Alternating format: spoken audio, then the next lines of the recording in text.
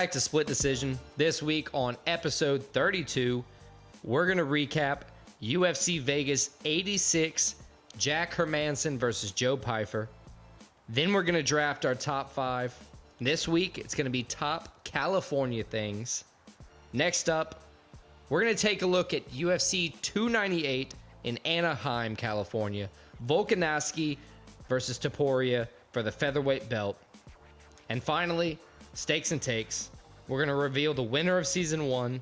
And then, as always, pick our top bets ahead of this week's games. But first, don't forget to like, subscribe, and follow. Then head to splitdecisionpod.com, where you're going to find all of our recent podcasts, our top 5s, and more. Again, that's splitdecisionpod.com. All right, let's go.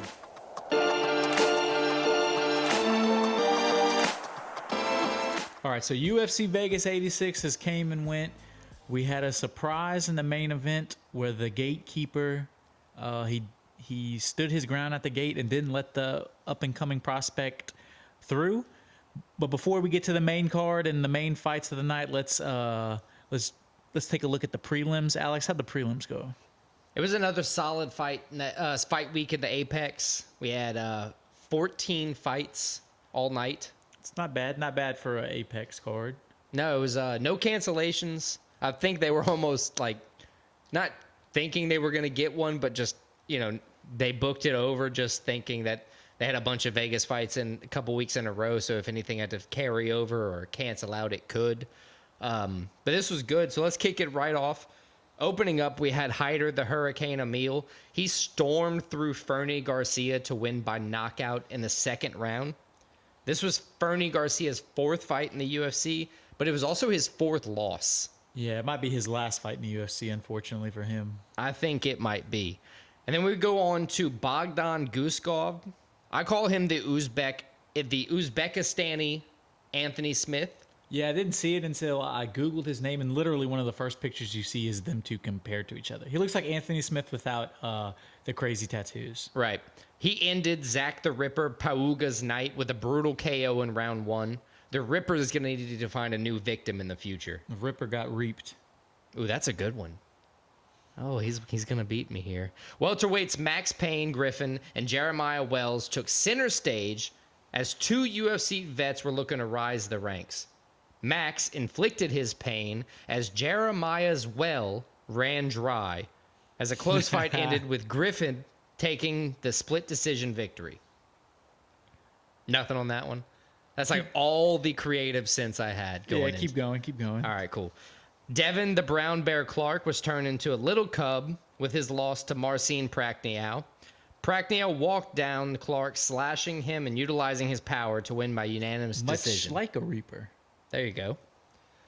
The lone woman's fight of the night featured Loma Lukbunki. My apologies if I get that one wrong. Most certainly did. Most certainly. She took an advantage in her defeating. She really held the pace against Bruno the Special One Silva. After 3 rounds of cautious striking, Loma won by unanimous decision, 29-28 on all the 3 judges' scorecards. Not so special anymore.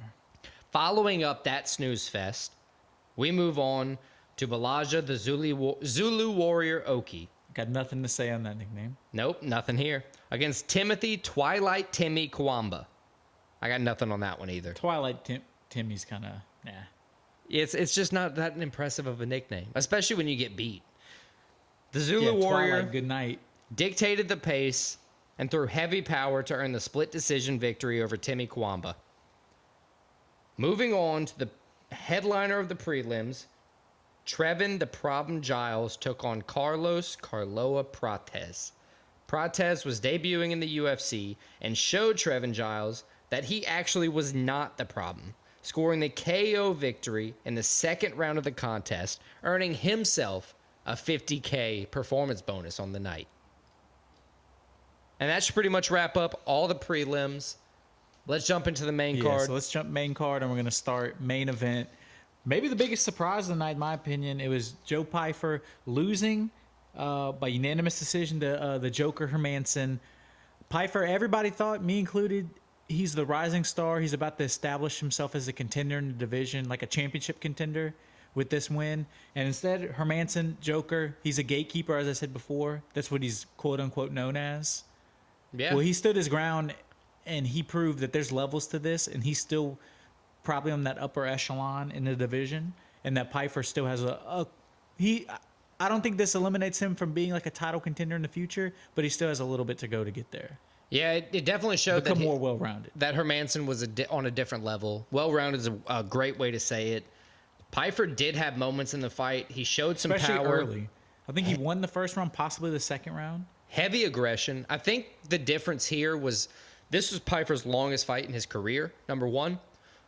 So then you take that into Hermansson. And there's a big jump up in competition for him, too. Right. You take that to Hermansson, who's got some experience there. Fought a lot of top guys. Knows what it takes to go 15 or 5 rounds, I should say. Sorry, 25 minutes. I think this is a big one.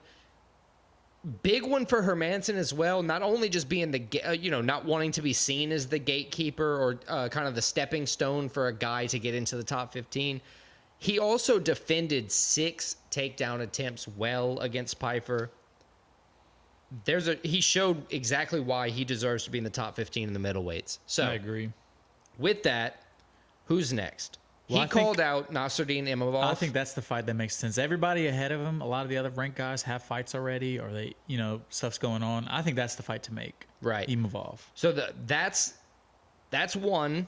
The other I got Chris Curtis just because his fight, I can't remember. It's either coming up like in the next week or two, so it's kind of the same timeline for recovery, or He doesn't just have fought a couple weeks ago. That's what it was. So the timeline for recovery is similar. Because it's between Imavov, Chris Curtis, and now Hermansson. Like, some kind of fight between them. My third option would be if Chris Curtis and Imavov get lined up, you pair Hermansson versus Dolidze, who just lost to Imavov because Hermansson's lost to Imavov or Dolidze in the past. So Try a to give him a rematch. chance to redeem that. Redeem that, kind of two almost different, Imavov beat Dolidze, so it's a different trajectory right now.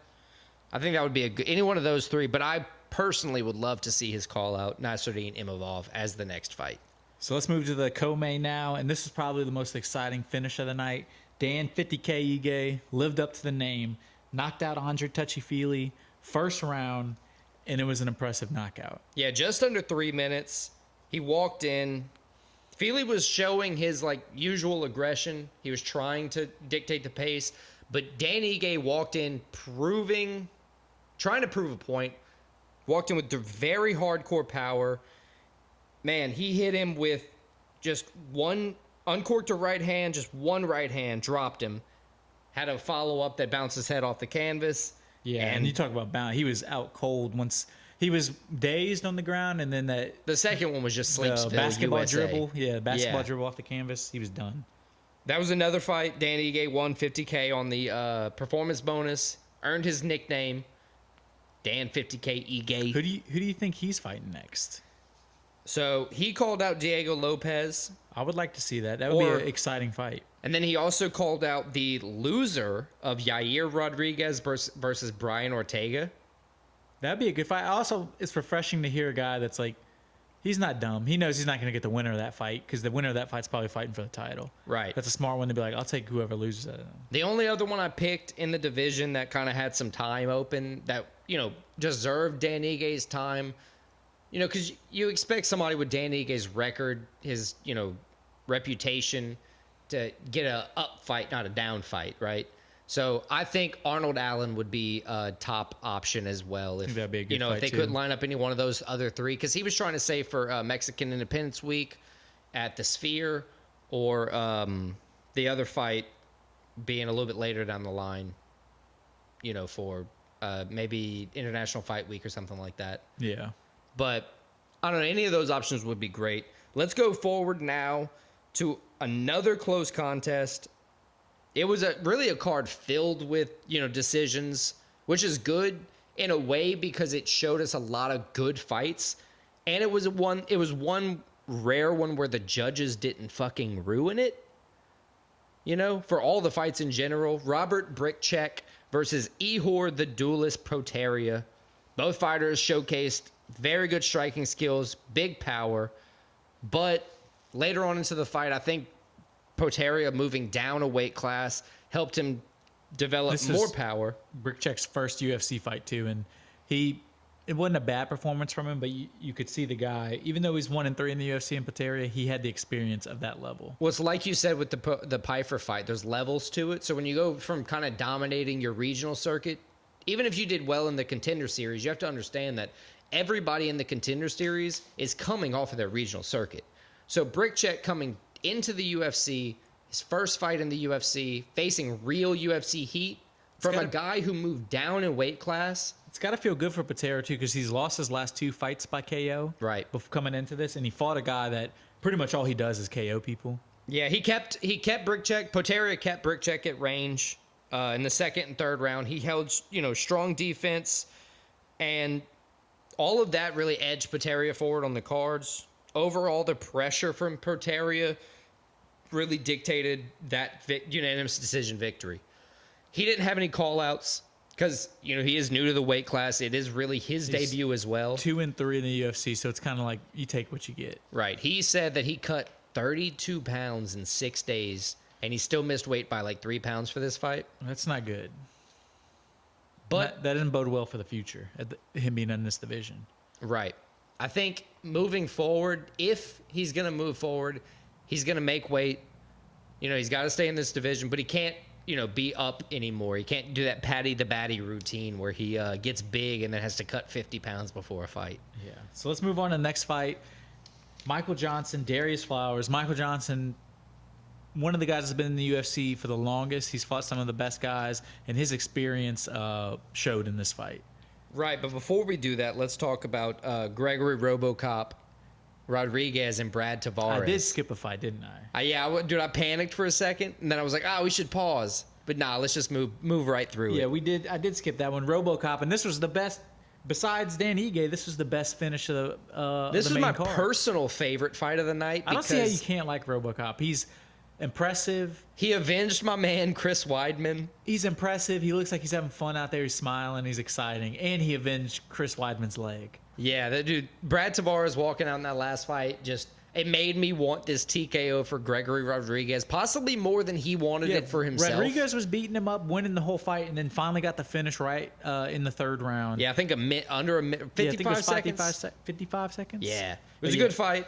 Good fight, good showing, good way to get the finish. Even though you're winning the fight, he went for it and got the finish. DC made some not impressive. DC is impressive, but the comments weren't impressive. Some insightful comments about how everybody's always talking about RoboCop being a grappling specialist, but he's had so many KOs in the UFC. He's had like 5 or 6. So much power. He's not even had to use all his wrestle. Maybe his wrestling defense he's had to use a little bit, but just great for him moving forward. He's like you said, happy guy. That's 5. His last 5 fights now have been finishes. I He's think lost for one him, of those, but still. I think for him, who we have next, in his division, middleweights, of course, possibly the winner or loser of the Anthony Hernandez Roman Kopylov fight. We'll be talking about for this coming week. Yeah. The only other one is Abasupian Magomedov. He lost to Sean Strickland. He's a tough middleweight fighter, but I think it's pretty, now that Tavares lost to Rodriguez, that rank is going to be swapping, right? So I think it's time for Rodriguez to truly be tested. Yeah, I think he's a guy moving up the ladder, as we say. So now let's move to Michael Johnson. Michael Johnson, a 37-year-old, taking on Darius Flowers, a 29-year-old. Both guys similar, they don't have the same stance and everything, but similar game plan going into a fight where they're standing up. Definitely similar game plan coming into a fight, so right way to say it, because I'll be honest with you, I should have watched film like I normally do. I decided to be cocky and say that Michael Johnson was old and kind of washed, and Darius Flowers having a similar style, or at least what I would say was a similar style prior to the fight. Michael Johnson won every round in this fight. Absolutely. Darius Flowers with the karate style, that's a hard fight to win. That is a hard fight to win, having a style like that. It's a good showing from Johnson, too. He's fighting a guy that, knocked guys out. He got knocked out in his last fight, lost 6 out of his last 8. So it was a very good performance and good win. He showed he still has it. You can't just throw anybody out there and they're going to beat him. Right. He rendered the style of Flowers useless. He had good defense. He picked his pace. This was a nice matchup by the UFC for Michael Johnson. Yeah, 30-27 across all the cards. Michael Johnson wins. No call out.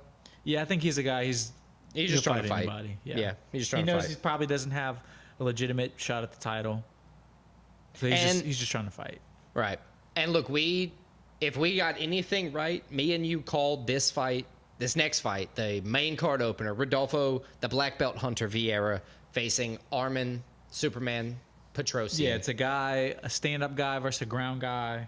And we called it. I'm happy when we do something like this to say that especially how we did it. We said that if the hands are somewhat equal, Vieira's going to win because he's the ground. And typically when you have a ground guy versus a strong ground guy, very strong ground guy, yeah, versus. I mean, your nickname is the black belt hunter, and he lives on that. You know, Petrosian is a black belt, not in jiu-jitsu, but it's in like kickboxing or something like that. So good for him. Claimed another one for the record. Once again, no call out, but that's now 6 out of his 7 fights in the UFC for Vieira have ended in submissions. And he's good won record. 5 of those. And he's got hands, dude. He's got hands. That's what makes him so dangerous. He can stand with you, and then God forbid you get to the ground with him. I think Vieira is going to be a good threat at middleweight.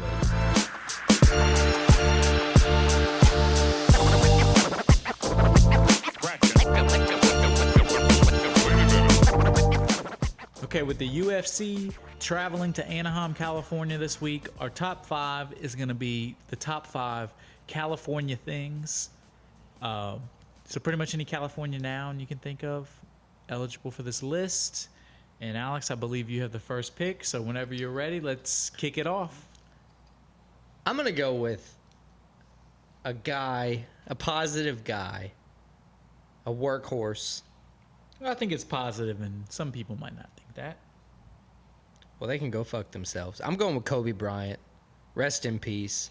Oh, so you're going with a man from Pennsylvania who as a California memorialized okay. the Lakers in California. On the side of a mountain. Oof. Ouch. Yeah, I'm going with Kobe Maybe I Bryant. went too far. Yeah, you might have just a touch, but all right. We'll recover. I mean, he's a great player, but Jesus. I love Kobe too. I'm just trying to shit on your pick, but yeah, great pick, Kobe Bryant. God. Yeah. All right. Kobe Bryant, number 1-1. Huh. What is your 1-1, sir? What would you say from that? All right, so let's get back on the right track. My number 1 is actually similar to your number 1. Why did you choose violence like that? My number 1's very similar to your number 1. I'm going to go... A dead guy? The professional sports. California has the most professional sports team out of any state in the union. They have multiple in every single sport. Is your pick professional sports? California professional sports. 1-1.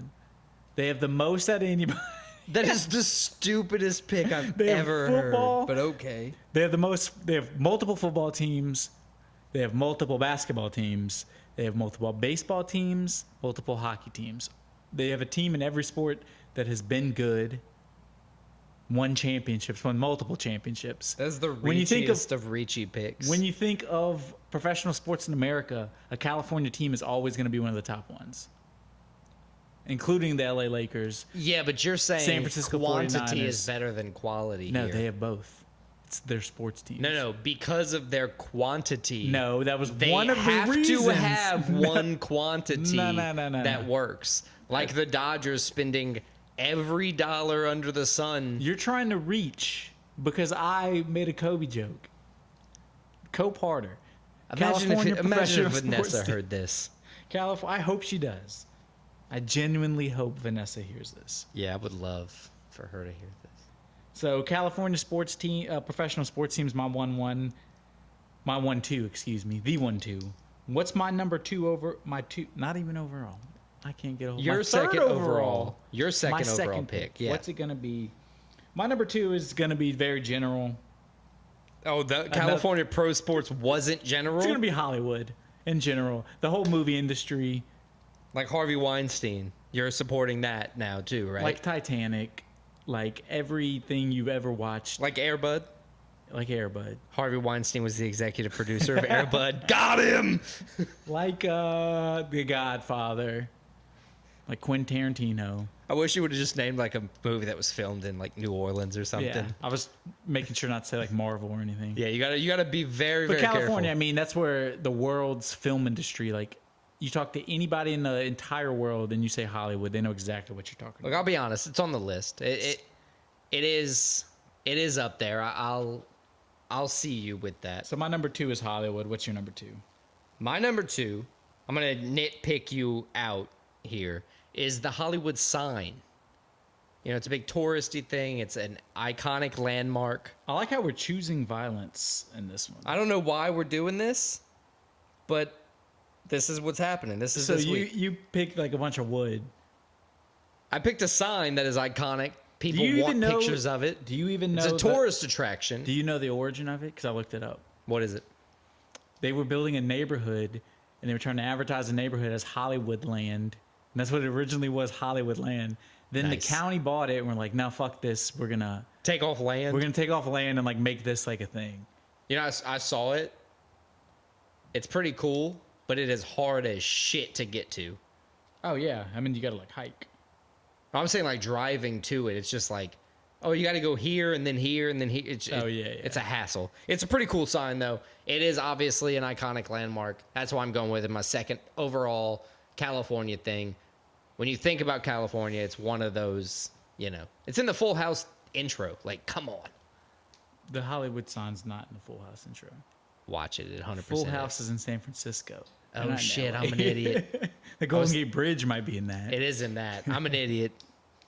Ixnay on that. My third pick is going to be the Hollywood Walk of Fame to further nitpick your Hollywood pick. To That just means mine is better. No, it just takes all the good things from your derivatives of mine. shitty generalization No, you're taking all of the- both of your picks so far. I'm the only one willing to be precise. Wait till my next pick. The Hollywood Walk of Fame, all the good guys and some bad people have stars. Harvey Weinstein.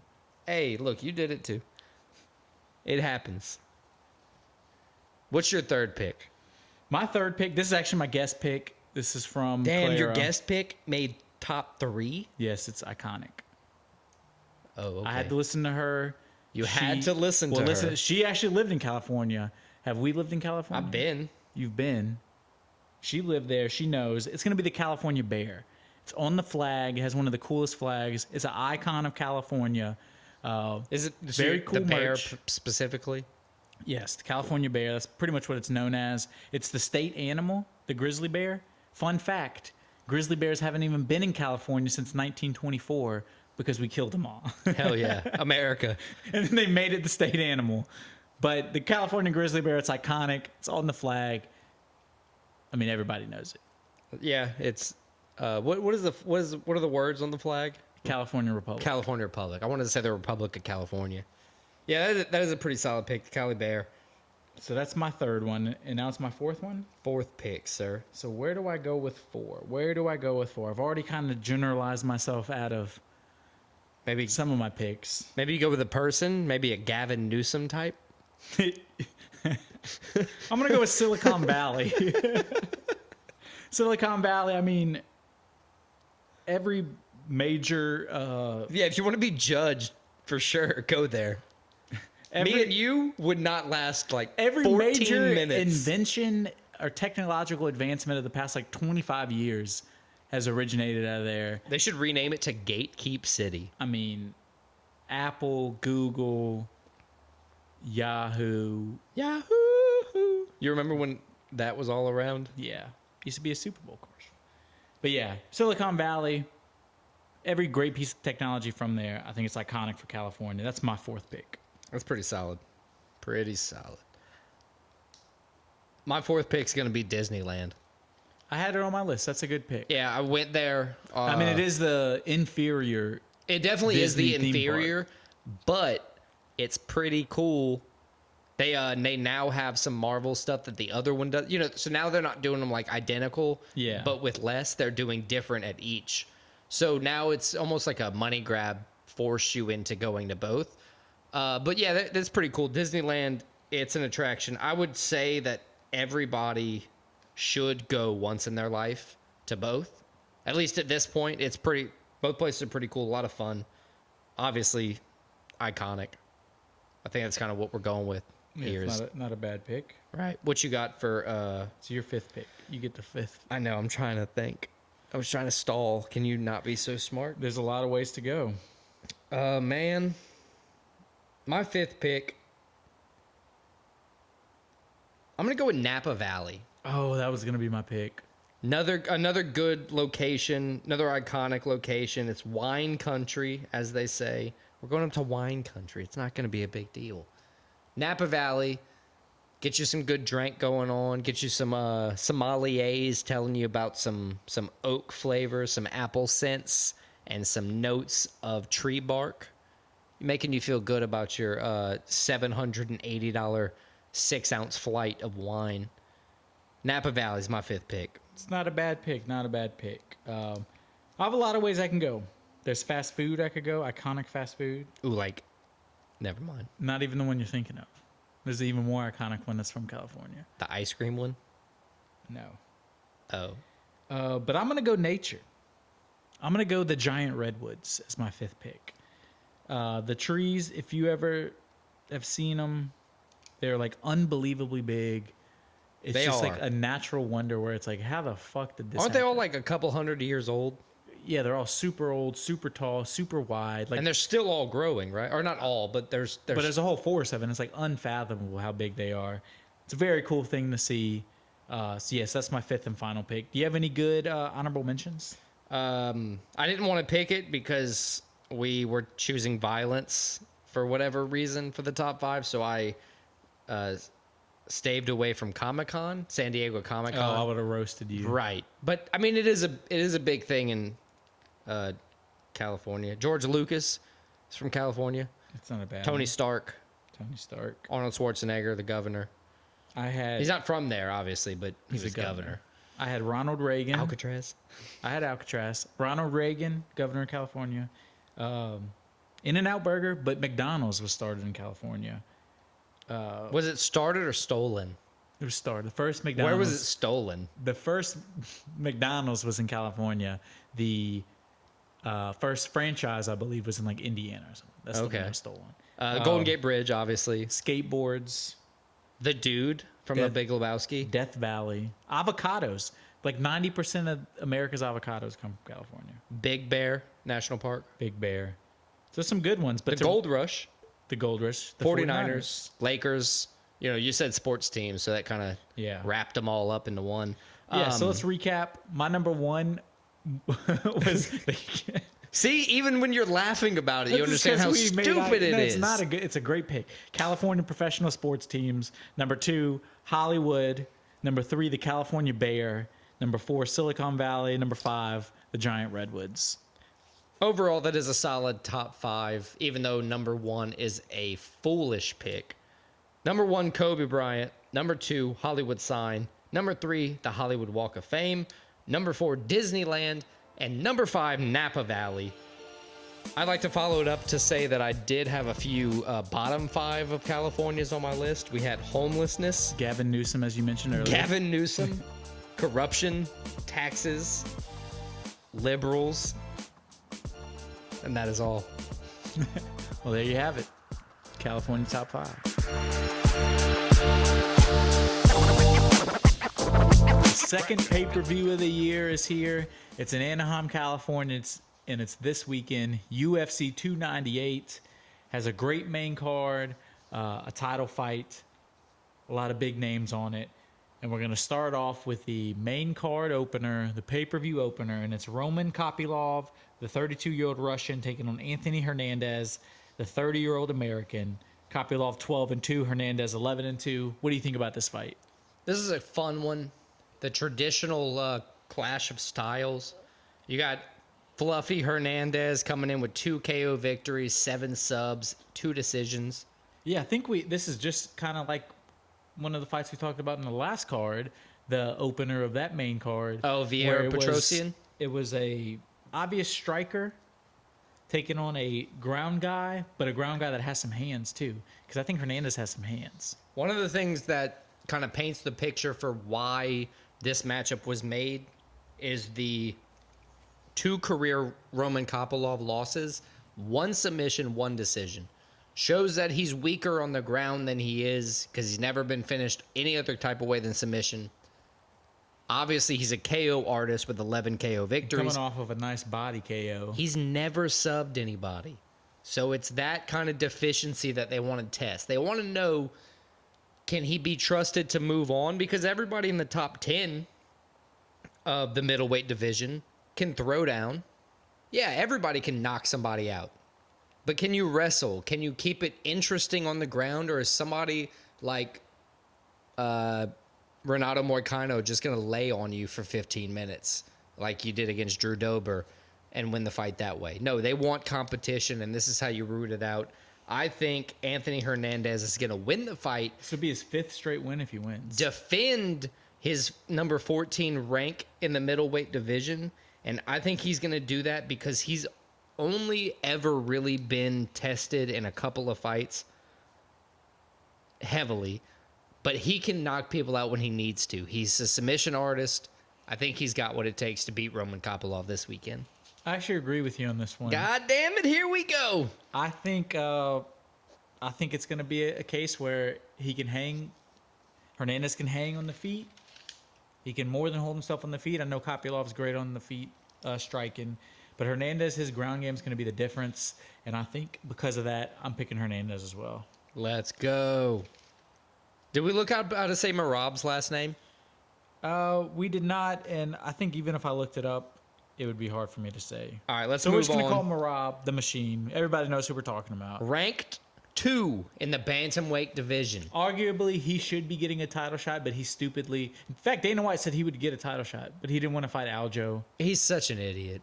An idiot in the terms of I don't want to fight my friend for the belt. Hey, man, if I'm the number 2 and you're the number 1 and it stands for me to get paid... We got to do what we got to do. We got to do what we got to do. I'll love you to the end of time. Well, that's what Dana was pretty much saying. Is like plenty of guys that are friends have fought each other in the UFC.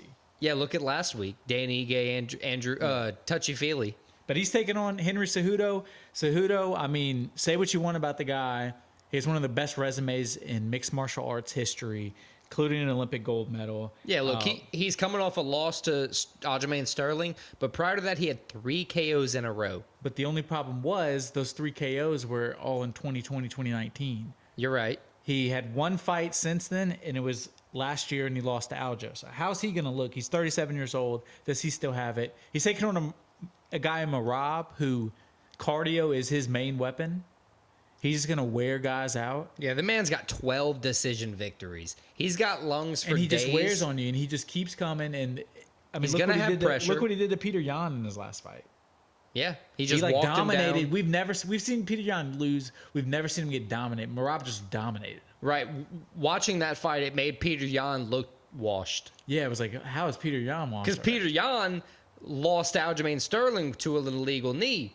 So it was like, oh, well, he's up there at the top. And then he had a controversial loss to Sean O'Malley, right? Which a lot of people had Yan win the fight, but you could have gave it to O'Malley. But then you go to this fight, and it's like a completely different guy. And it's like, no, this guy doesn't change like this in 1 year. How crazy Merab's cardio is and how good he is. And Cejudo, though, he is he has very good game plans. He has a lot of IQ MMA. So how's he going to game plan for And Merab? Look, to Cejudo's credit, even when he's not fighting, he's around the fights. He's always a coach. He's in somebody's corner. He always does those videos where he breaks down fights, and he's very good at it. Right. Like he sees things and talks about things like, oh, shit. He understands. So it's not to say that he can't come out and win. He makes the most out of his talent. I just think Merab is the fresher fighter. I think Merab is going to come out and win. A little stat for you. Merab is 8-0 since 2018 as the favorite. Another kind of bad stat to back that one up, though. Cejudo is 3-0 since 2018 as the favorite. So I don't know, but I'm going to go with my gut. Merab. Yeah, I think Dvalishvili. I'm taking the machine, Marab. I think There you go, the machine. he's a guy rising. Cejudo, I don't want to say he's going down, but he's kind of stagnant. I think, he's had his peak in his career. So I got Marab. All right, moving on. Another hateable fighter coming up. For you or for me? I think in general, a lot of people don't like this guy. Yeah, I liked him. But he's very talented and he's a very lot. good fighter. Liked him a lot up until like July. If you just didn't know anything about him, I would love him. If I the just more watched you his learn, fights, if I just watched his fights, I would love him. We got Jeff Hands of Steel Neal in the welterweight division taking on the undefeated Ian the Future Gary. 13-0, 7 KOs, 1 submission, The next 5 decisions. Irish superstar. He's replacing Connor, who won't fight McGregor. Maybe. We'll see. Can he take on and win against Jeff Neal, who's 15-5? He has 9 KO victories, 2 submissions, 4 decisions. I mean, he's 7-3 in the UFC. Jeff Neal's a lot of people don't. I'm not gonna say respect him, but he has an impressive resume. He's a guy that you can't mess around with. No, they do kind of not respect him though. They don't talk shit on him, but they make him, when they're choosing his fights, they do the whole gatekeeper thing. You're going to be the stepping stone for my new highlight. And they make him fight everybody, which is good for Jeff Neal. It kind of proves that he is that dude most of the time. I think this is one of the times where he's not. Ian Gary's 6-0 in the UFC, 3 KOs, 3 decisions. His striking is good. His ground game is solid. This fight can go either way in terms of being a stand-up fight or a mixture of a ground, takedown, sub type of fight. I think Ian Gary's going to go 14-0. Odds are looking minus 235 for a reason. I don't know. I'm not ballsy enough at this point in our brand new season to say, oh, he's going to win by knockout. He pulled out of his last fight, so I don't know why Ian Gary did that, but I think he's going to come out strong and win this fight. Yeah, I got Ian Gary as well. I think he moves 7-0. I think he, despite what everybody thinks about him, he's a talented fighter, and I think he can compete at the top of the division. So let's move to the co-main now. From a fighter a lot of people don't like to I think a fighter everybody loves, Robert the Reaper Whittaker. That's the one everybody loves. He's the one everybody loves. Bobby Knuckles, 24-7. He is coming off of a surprising knockout loss to Drakus, the now middleweight champ, though. Now at this point, we can't, even if we don't like it. So his only recent losses are to Adesanya and champ and to Drakus. So it's like, okay, yeah. I mean, the dude's a killer. And Robert Whittaker's a dog. And he's taking on Paulo Costa, who 14-2, great record, was 12-0. He's lost 2 out of his last 3. He did win his last fight against Luke Rockhold. I mean, gassed in that fight, dude. It was a slugfest, but yes, they were, by the end of it, neither one of them could even stand up straight. So if he does that against Robert Whittaker, Robert is killing him. I think so. If Paulo Costa has to go to decision with Luke Rockhold, what does a fresh out of a good camp Robert Whittaker do? What does Bobby Knuckles do? I think Bobby Knuckles finishes Paulo Costa. I think so too. I think he's going to outbox him, frustrate him, and then catch him like Izzy did. Right. And just beat the shit out of him. Because at this point, Costa's kind of, he's in purgatory, right? The UFC's not very happy with him. Costa's got to prove he still has it. Right. He's been until he does that.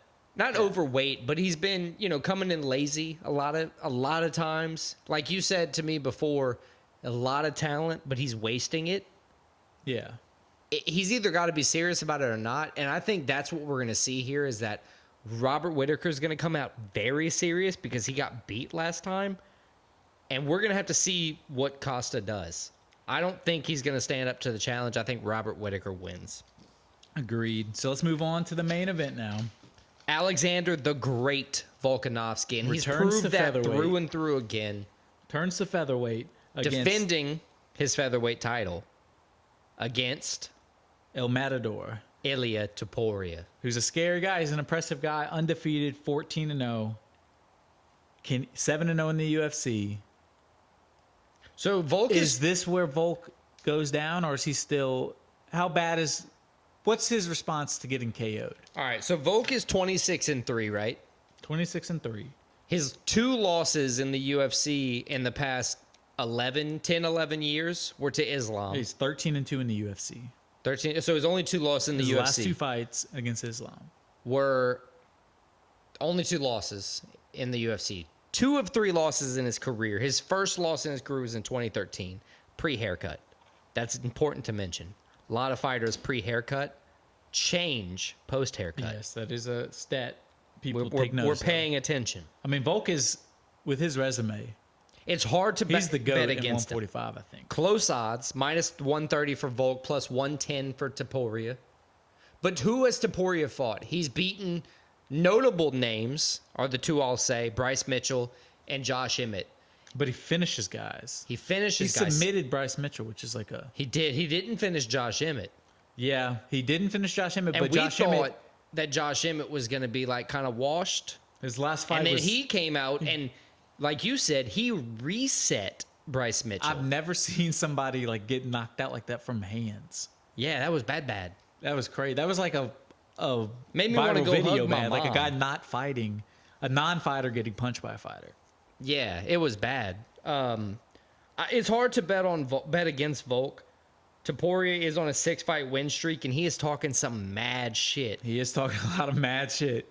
I think Topuria has kind of a slight advantage in submissions, on the ground.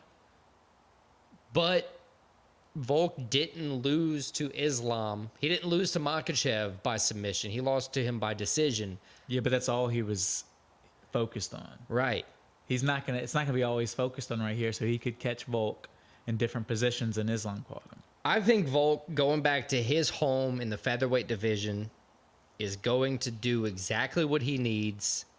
I think he's going to win. I think Volk retains his belt. And I think he takes 2024 in just a defend his belt type of year. He's not going to be going back up to try to take a third shot against Makhachev or anybody. I think he's just going to sit in featherweight. Well, he didn't say Islam, but he said 155 is definitely on the table still. Yeah, who are you going to fight? Michael Chandler? Well, I mean, if he doesn't want to cut weight anymore, he can move to the. Just stay there. Yeah. No, yeah, he'll definitely do. He just doesn't need to fight Makhachev anymore for sure. But I think Volkanovski's going to win. I think he's going to retain his belt, and I think he just has what it takes. I'm going to take a leap of faith since this is the first week and I lost last season by 1 game in picks. I think I got to start taking more leaps of faith. My initial gut feeling is there's something happens when you get to a certain age in MMA and you lose, even if it's losses where, it's against great guys. I think those losses and Volk being 35, that's usually around the time careers start turning down. I think Topuria might be the challenger in 145 to finally get Volk. Volk's not unbeatable anymore. People have seen him lost. Yes, it was against a great guy, but it puts something in your mind. I think Topuria rises to the occasion, and this is a new era in this division. I got Ilya Topuria. I think he might knock Alexander Volkanovski out 5th round. Oof. We'll see.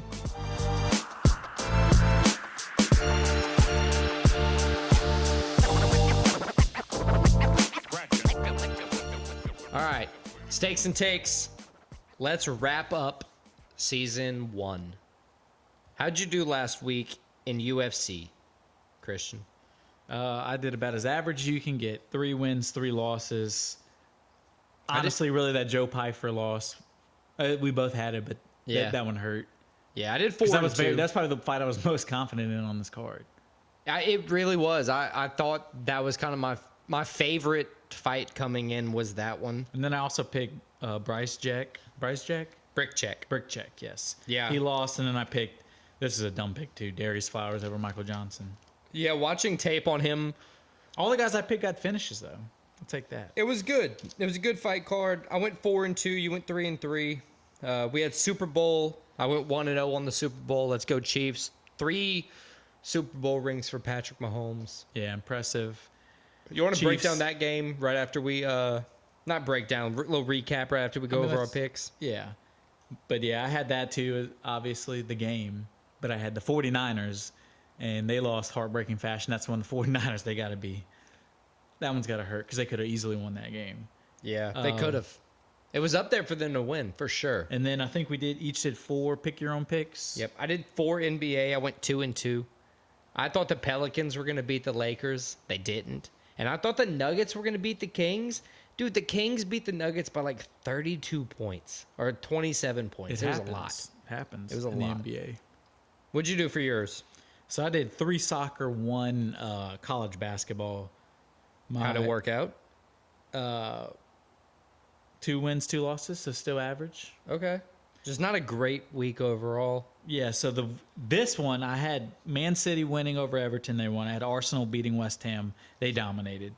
The one that Arsenal's really had 6 goals. Yeah, it was crazy. That was a monster performance. It was a great performance from them. The one that really did anybody get a hat trick or double or anything? Saka, I believe. Cool. He got a brace, not a hat trick. So that's 2 A brace is 2? 2 goals. What do they call a single? Just a goal? Just a goal. Sick. But then the loss that really fucked me was Barcelona losing to almost last place Granada. Well, they didn't lose. They drew 3-3, but like that's pretty much a loss. And look, for me to know they drew, that must be important because I was nail biting. 3-3, and they almost lost. I was nail biting because that single pick. Well, I guess the Super Bowl was technically the final pick of the weekend. It was a Super Bowl. But the final 2 picks for you, Barcelona beating Granada. Drew with Granada, yeah. A draw, or your pick was them beating. Yeah, they're both heartbreaking, and the 49ers losing. And 49ers losing. That's how you won season 1. Caused us. Oh, caused I also me. had, by the way, Gonzaga losing to Kentucky, and Gonzaga, in fact, beat Kentucky. Right, yeah. Caused me to win 210 picks to 112 losses. Christian had 209 wins and 113 losses. It was an impeccable first season. Literally one game. That's one crazy. game. Dude, but that just goes to show you. And it was a Super Bowl in overtime.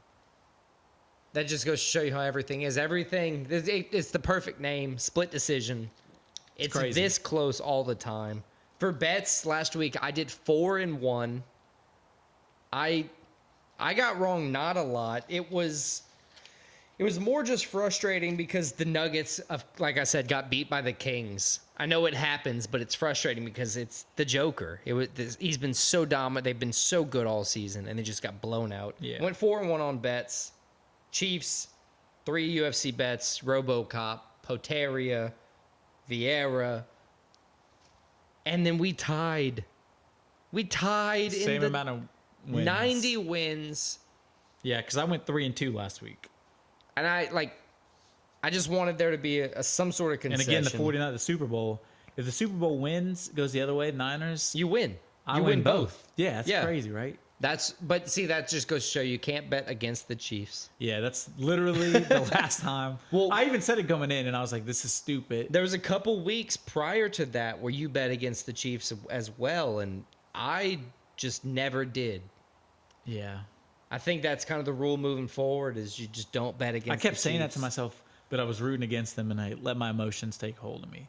This is going to be a good season, though. Before we get into this season's antics and what we're going to do, let's talk Super Bowl 58. Yeah, Heartbreaking 49ers loss for the 49ers. 10-0. Second Super Bowl. This is the second time they played the Chiefs in, 4 years in the Super Bowl? Yeah, they played in 2020. Second time they've blown a 10-point lead. Every Super Bowl that Patrick Mahomes won has won with a 10-point deficit. 10-point deficit. They came back. They won in overtime. Mahomes was clutch. Kelsey, he wasn't doing much the whole game. In the end, he ended up being clutch. Hey, if you got to rub up on Andy Reid to get that juju back, you got to rub up on Andy Reid to get that juju back. My boy does what he got to do. I'm going to say it. I don't think Patrick Mahomes is on his way to a dynasty. Well, no, he is. They're a dynasty 3 out of 4. I think they were a dynasty before this. I mean, they pretty much are, but now it's like... Now it's definite. He's like literally one of the best quarterbacks ever now. I know he's tracking to be better. Like, everybody's saying, oh, he's tracking to be better than Tom Brady. He is. And I think he's already better than Tom Brady. Well, he's better than Tom Brady was at his age. 28. He's like 28. He's won 3 Super Bowls. 28. 3 Super Bowls. I'm 29. I've won none. I got a lot of work to do.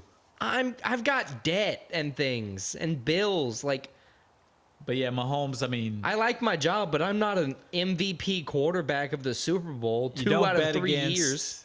Don't ever let me bet against Patrick Mahomes and Andy Reid. I'm going to remember this if we ever do like heavy bet plays. Don't bet against Patrick Mahomes. Always, whatever he's on, do the over. Fun fact though. Always pick the Russian Muslim and always bet Patrick Mahomes. I was in the UFC. in the UFC. In the UFC, always pick the Russian Muslim and then always go with Patrick Mahomes. Those are two things we have learned in the 32 episodes of Split Decision. All right, so picks this week or bets this week? Let's jump into bets this week. Little change of how we're going to do them because we don't want another tie. We're going to dictate the units. On season 2, week 1. Week 1. This is going to run. Changing it up. Now, this season is going to run from now until week 1 or the, I guess, preseason week 4, week 3 of the NFL. I would say week 1 of college football.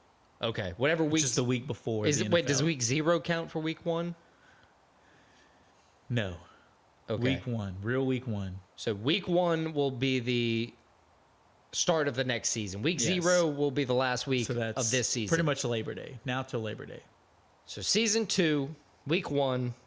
What do you have for your bets, sir? So did you explain the units we're doing? I figured you could just say it. They would follow So we're along. each going to do 10 units a week.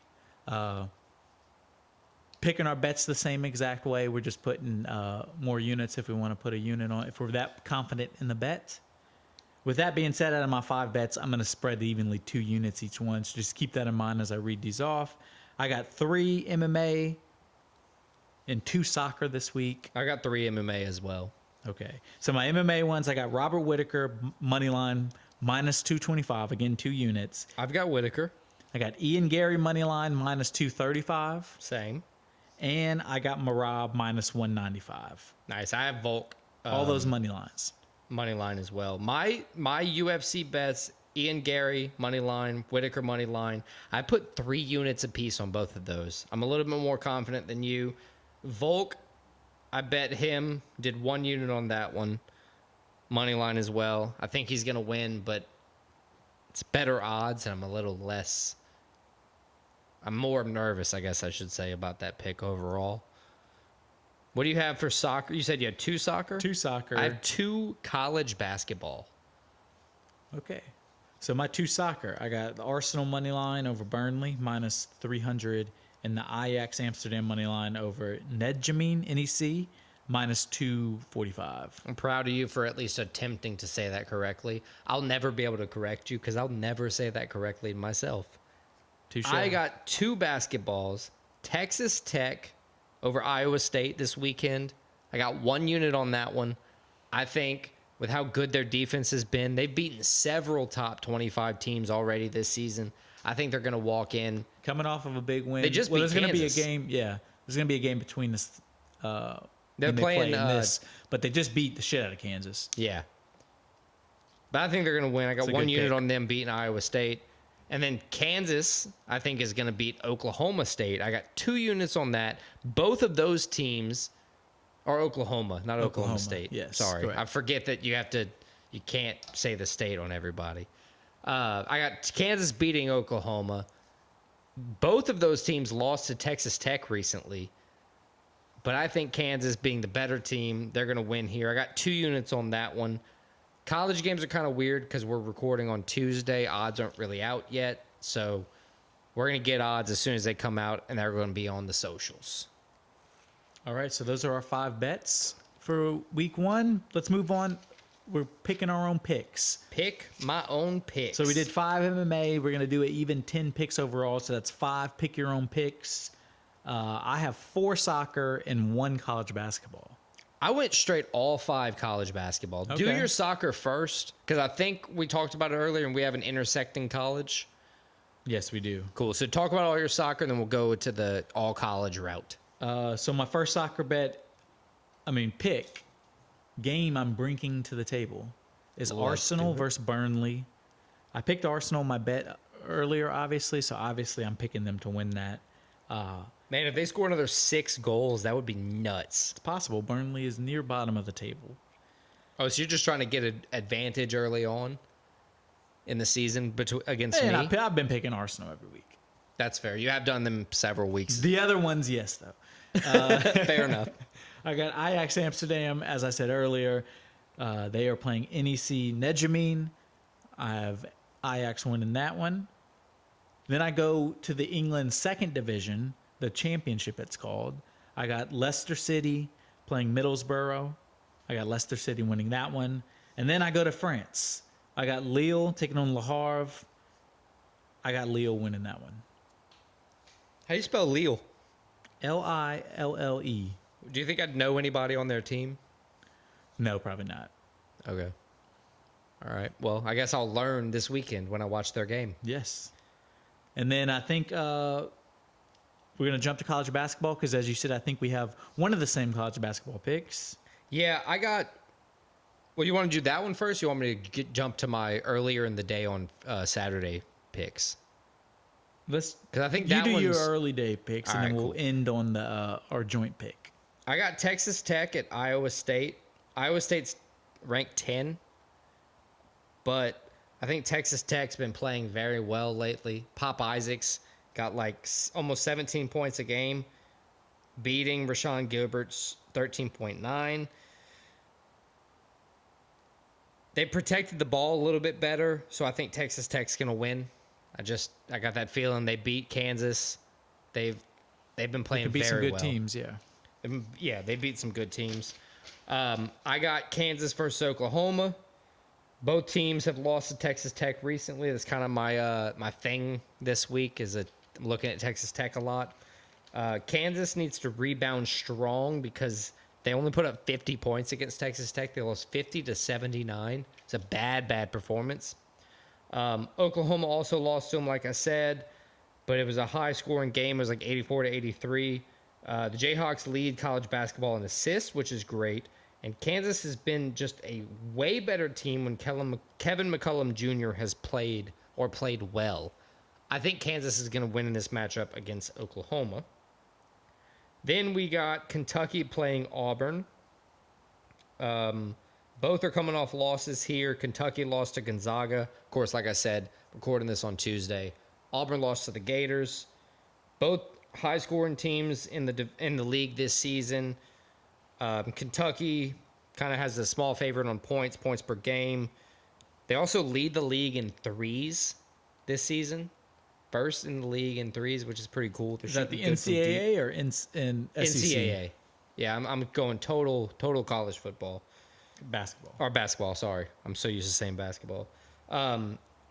Auburn does have a slight advantage in rebounds and assists, though, showing that they're playing kind of pass-friendly ball with better defense. I still think Kentucky's going to win. And then right before our mix-up pick, I got BYU versus Oklahoma State. BYU is 19th in points per game and second in the league in assists, where Oklahoma is off of back-to-back losses, where Jackson Robinson is scoring 13.5 points per game and 3.4 rebounds per game. Jaron Small is scoring 14.2 points per game and 5.2 rebounds per game, making me think BYU is going to kind of keep that rank of 19 or get a little bit better after this weekend's games. So you're picking BYU? BYU for the pick. Okay. And now let's move on to the game we have in common. It's probably the best game of the weekend. Number 1, UConn. Number 4, Marquette. This is the first meeting of the season. They do meet again in like 2 weeks. This one is in Connecticut. UConn, as I said, number 1. They've won their past 5 games. So is Marquette. I'm excited. I'm actually excited for this one. And I don't really get into college basketball yet. I got UConn winning. I think they're the better team. Marquette's kind of it's not the first year they've been good, but they're, UConn has been good for a while. Marquette's like a new team. I think. Dude, UConn hasn't lost since December. That's a long time. 22 wins, 2 losses. They're 12-1 in the league too. They're playing great defense. They've got a bunch of assists. They're passing the ball very often. Big East basketball's back with it. This brings it back into prominence. Not I back don't know into what that prominence, means. but continues to be in prominence. It used to be like the best basketball league. Then the football changing of conferences happened like 20 years ago, ruined the league, and then now it's kind of back. Marquette, basketball-wise. Marquette has been playing tough.